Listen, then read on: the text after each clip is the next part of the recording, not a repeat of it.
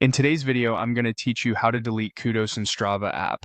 Here's the honest answer up front so you don't waste time searching through menus. You can't remove Kudos on Strava. Once an activity receives kudos from other athletes, there isn't a built-in option to delete or retract those kudos from your own activity. That's by design. Kudos are Strava's simple, positive acknowledgement, kind of like a thumbs up, and the platform treats them as part of the permanent activity history, similar to elapsed time or distance. Now, even though you can't delete the kudos themselves, you still have control over how visible they are and who can see your activities going forward. One practical approach is to adjust your activity visibility. If you prefer to keep attention to a minimum, consider setting future activities to followers only or only you. This limits who can view the activity details, including the kudos count.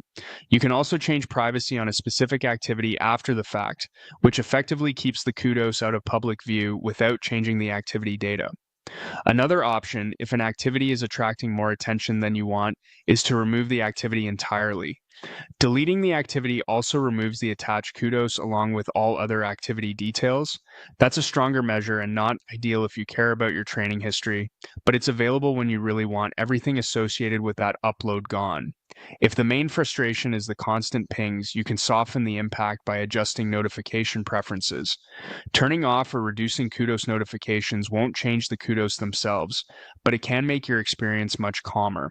Many athletes find that this small change is enough to keep them focused on their training without feeling overwhelmed by alerts.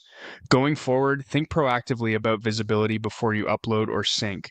If you're testing gear, doing a short commute, or logging a workout you don't want widely seen, set it to private or limit it to followers first. That way, even if kudos roll in, they'll come from a smaller, more intentional audience.